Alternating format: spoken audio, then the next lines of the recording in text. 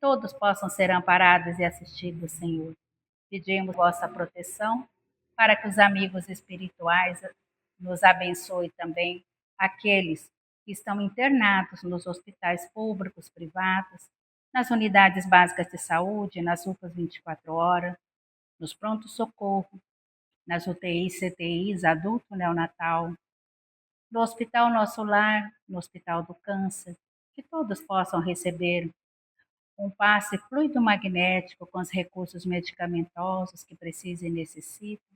Peço aqui pela Gislaine, na Santa Casa, que tudo ocorre de acordo com a tua vontade, Pai, e não com a nossa.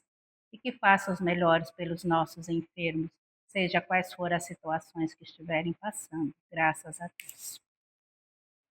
Capítulo 21. Haverá falsos cristos e falsos profetas. Instruções dos Espíritos. Se vos disser o Cristo está aqui, não vades, ao contrário. Tende-vos em guarda, porquanto numerosos serão os falsos profetas. Não vede que as folhas da figueira começam a branquear? Não vede os seus múltiplos rebentos aguardando a época da floração? E não vos disse o Cristo? Conhece-se a árvore pelo fruto. Se, pois, são amargos os frutos, já sabeis que má é a árvore. Se, porém, são doces e saudáveis, direis, nada que seja puro pode provir de fonte má. É assim, meus irmãos, que deveis julgar, são as obras que deveis examinar. Se os que dizem vestido de poder divino revelam sinais de uma missão de natureza elevada, isto é, se possui no mais alto grau as virtudes cristãs e eternas, a caridade, o amor, a indulgência, a bondade que concilia os corações. Sem apoio das palavras, apresento os atos. Poderei então dizer que eles são realmente os enviados de Deus. Então, nesse item 8, ele está falando para nós, os falsos profetas. O que nós devemos deduzir? Quem são esses falsos profetas? Principalmente agora, na atualidade, que os falsos profetas, como se diz, desde que o mundo é mundo, sempre existiram alguns enganadores que se passam por falsos profetas. Muitas vezes, essas pessoas, muitas vezes não fazem, nem é assim para angariar dinheiro pelos bens materiais, mas especialmente é para sobressair em frente das outras pessoas. Se julgam que têm o dom, né? Querem mostrar para os outros que têm esse dom. Mas aí ele coloca aqui, conhece-se a árvore pelo fruto.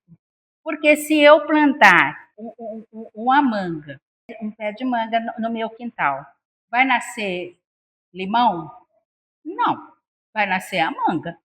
Ela pode nem ser tão doce, nem sempre, às vezes, as frutas que às vezes você chupou aquela manga é docinha, mas você planta e aí quando você planta, não dá aquele fruto, mas às vezes faltou adubação, faltou ali algum ingrediente para que ela se nutrisse, para que desse aquele fruto saboroso. Então, esse aqui, quando ele coloca, conheces a árvore pelo fruto, são esses falsos profetas. Como é que nós vamos distingui-lo de ser um profeta digno de respeito daquele que se diz profeta?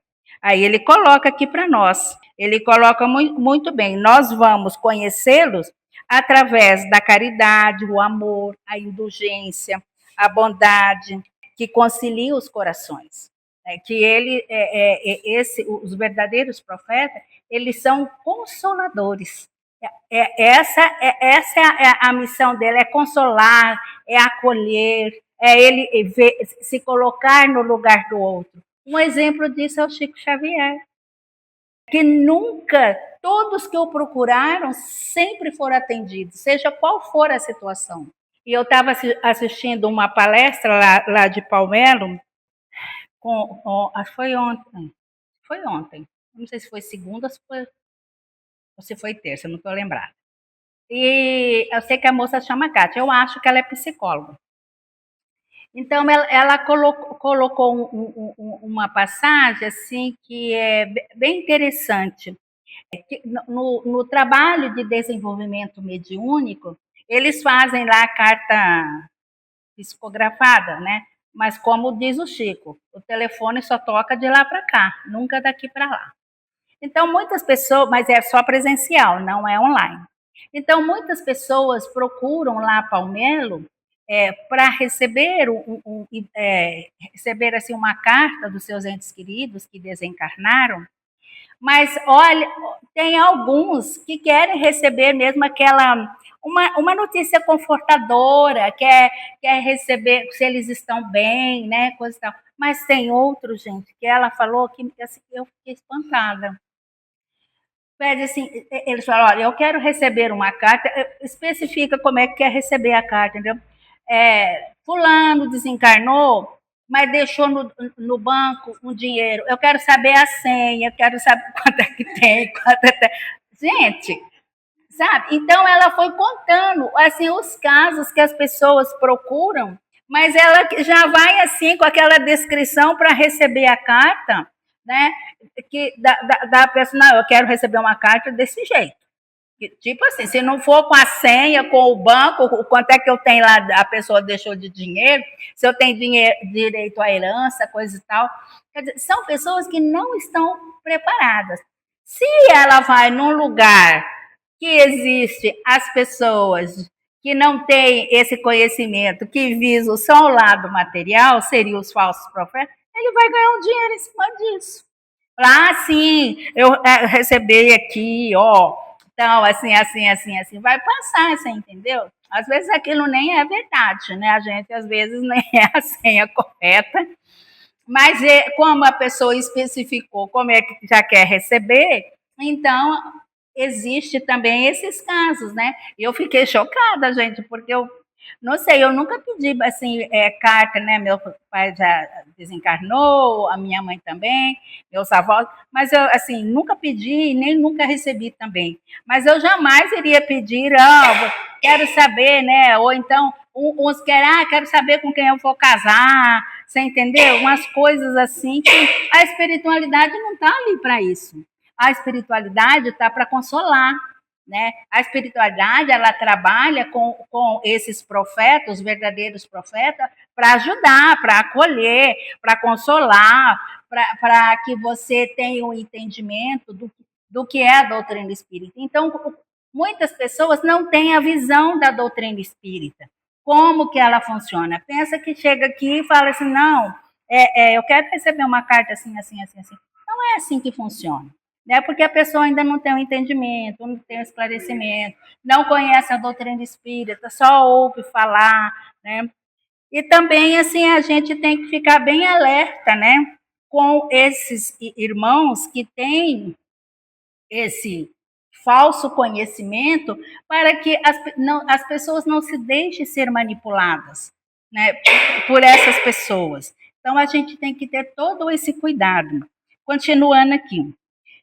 Desconfiai, porém, das palavras malífluas, desconfiai dos escribas e dos fariseus, que oram nas praças públicas vestidos de longas túnicas.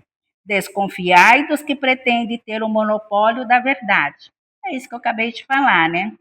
Porque os fariseus, né, como ele coloca aqui, e os escribas, eles davam muito valor à aparência. Quando Jesus é convidado para um jantar, o que acontece? A pessoa que convidou questiona Jesus, por que ele não lavou as mãos? E ele responde, vocês dão muitos valores ao exterior, mas por dentro são tipo assim, aves de rapinas e iniquidades. Tem muito ódio, muita vingança, muita revolta. Então, esse cuidado também que a gente tem que ter com esses falsos profetas, que com o que eles falam, com o que, né, a aparência às vezes e a oratória é muito boa, mas eles fazem curso para isso. Não é igual nós aqui, que às vezes nos pegamos de surpresa, né? Então, assim, sem problema, né? Então, assim, a gente não tem essa oratória que essas pessoas fazem esses cursos de oratória. Né? Eles têm. Eu estava assistindo naquele programa Arenas do Saber com o Gabriel Chalita, e tem uma pessoa, um profissional que os políticos ela mora lá em Brasília. E eu acredito que ela deve ganhar muito bem. Que é assim que os políticos, eles têm o gesto, ela ensina o gesto, como ele tem que falar. Vamos supor, quando eles são pegos aí nessa, tipo uma corrupção, que a imprensa fala, e ele fala que não é aquilo, que ele se coloca disponível.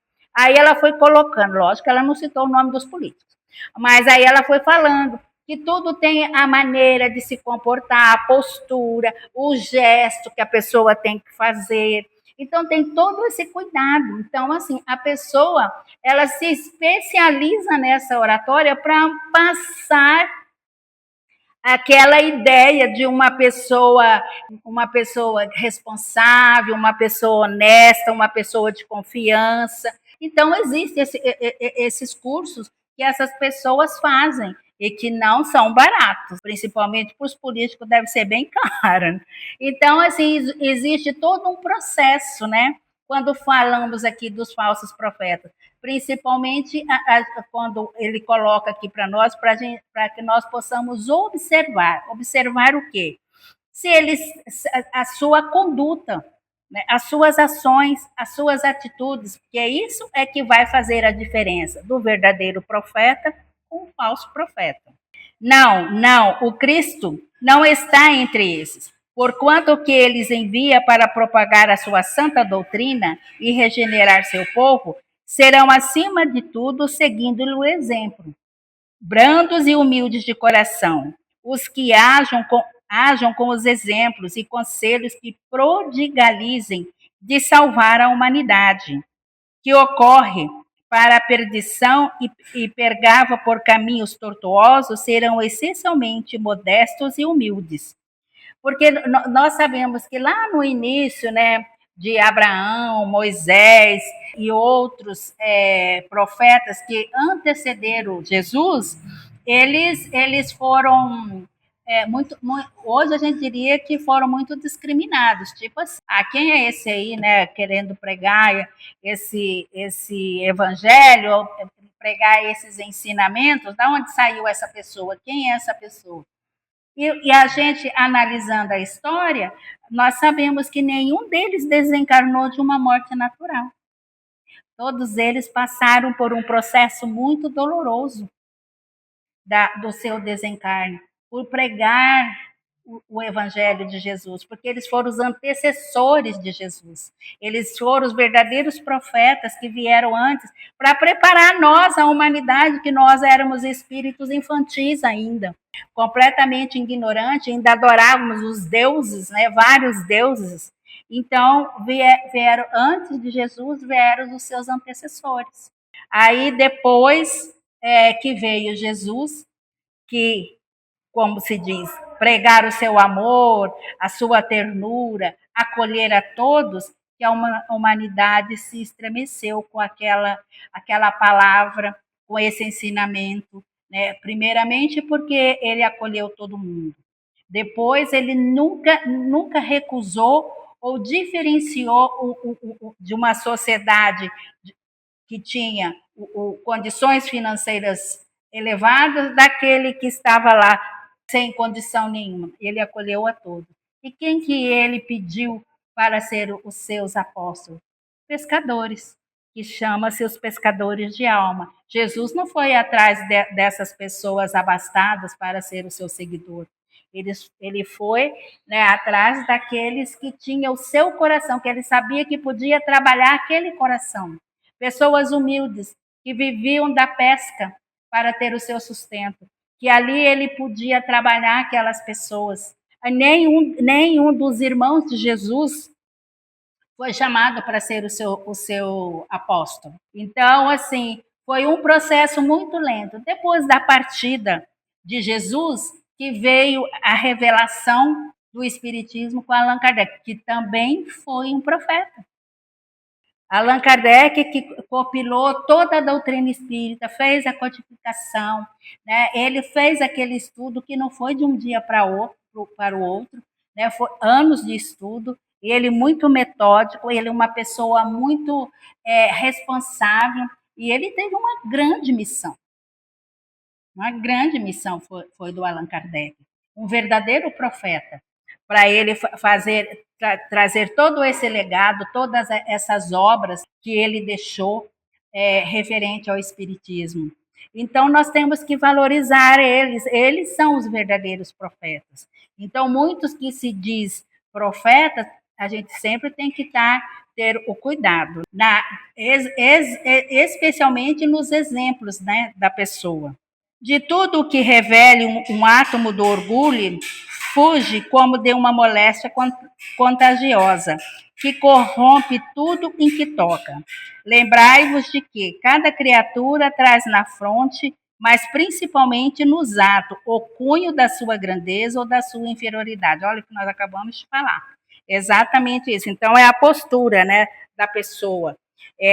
As suas ações que nós vamos poder, né, nos orientar se aquela pessoa é um verdadeiro profeta ou um falso profeta. Como na mediunidade também existe, né, alguns que vêm se comunicar e fala que o nome de uma pessoa, né? Ah, eu sou fulano de tal. Também a gente tem que, né, o doutrinador tem que estar sempre atento para ver se realmente é aquela pessoa. Então, tanto no mundo visível como no mundo invisível, existe também essas pessoas, né, esses espíritos que querem se aproveitar, às vezes, da situação. E o médium também tem que ter esse cuidado para que ele não caia na fascinação. Não, eu recebo o espírito de fulano de tal. Então, também é ter essa observação importante. Ide, portanto, meus filhos bem-amados, caminhai sem tergiversações, sem pensamentos ocultos, na rota bendita que tomaste. Ide sempre, sem temor. Afastai cuidadosamente tudo o que possa entravar a marcha para o objetivo eterno. Viajores só por pouco tempo, mas estareis nas trevas e nas dores da provação, se abrirdes o vosso coração a essa suave doutrina, que vos vem revelar as leis eternas e satisfazer a todas as aspirações de vossa alma acerca do desconhecido. Então, como ele coloca que nós somos viajores, peregrinos no planeta Terra, com as nossas dificuldades, com as nossas necessidades, da nossa evolução, mas principalmente das nossas reparações. Seja aonde nós estivermos inseridos, no nosso grupo familiar, na nossa sociedade, ou no nosso trabalho, a gente estar sempre atentos, compreendendo que somos viajores, estamos aqui por um determinado tempo, mas que um dia nos retornaremos à verdadeira pátria, que é a espiritual. Então, para que a gente não possa cair nessas falsas orientações dessas pessoas que utilizam o seu dom, às vezes muitos deles têm mesmo o dom de ver ou de receber, né?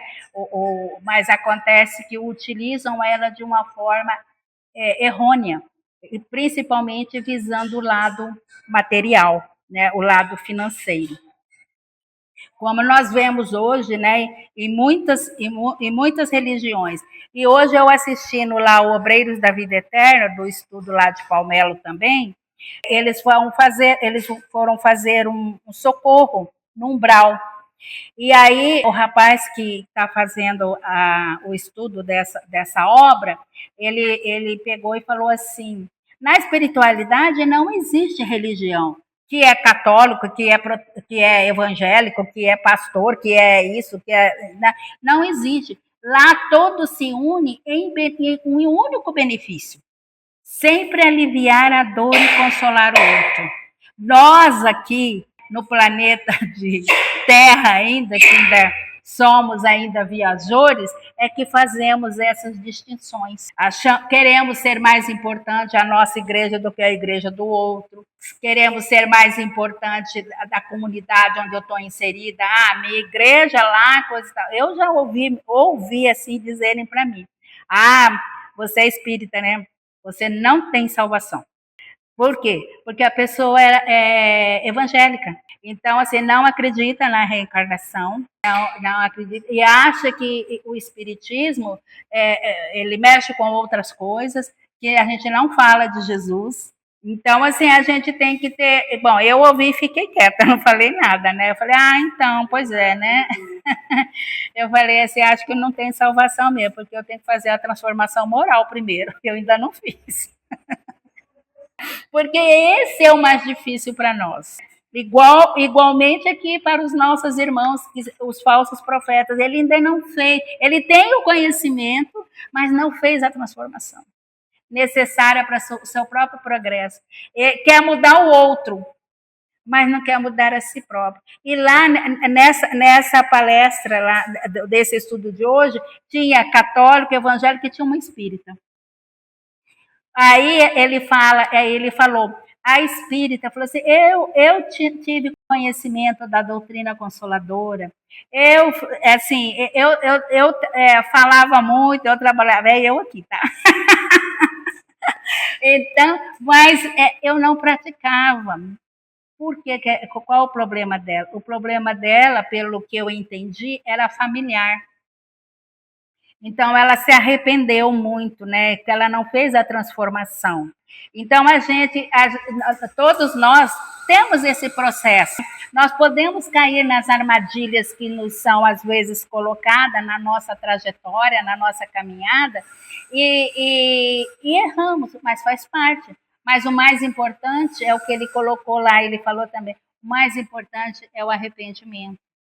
Você primeiro reconhecer o seu erro, você se arrepender e você querer mudar essa situação, fazer a reparação e perdoar, pedir perdão. Nós temos ainda muitas dificuldades para pedir perdão para o outro, reconhecendo a nossa só porque nós achamos que é humilhação nós termos essa atitude, né? Então, continuando aqui. Já podeis dar corpo a esses silfos ligeiros que vedes passar nos vossos sonhos, e que efêmeros apenas vos encantava o espírito, sem coisa alguma a dizer ao vosso coração. Agora, meus amados, a morte desapareceu, dando lugar ao anjo radioso que conheceis, o anjo do novo encontro e da reunião. Agora, vós que é bem desempenhado, haveis tarefa que o Criador confia às suas criaturas. Nada mais tende de temer da sua justiça, pois ele é Pai e perdoa sempre os filhos transviados que clamam por misericórdia. Continuai, portanto, e avançai incessantemente. Seja a vossa divisa do progresso contínuo em todas as coisas, até que finalmente chegueis ao termo feliz da jornada, onde vos esperam todos os que vos procederam. Luiz Bordel, 1861.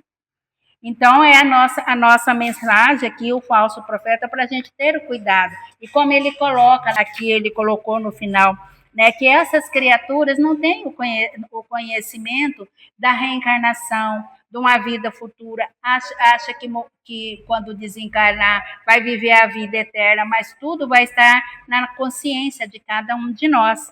Então, lá também, quando nessa passagem do Obreiros da Vida Eterna, o rapaz ele fez a leitura e ele colocou assim que o padre Hipólito, não aquele padre Domênico que eu falei da semana passada, né, que usou a batina, mas não foi fiel à batina.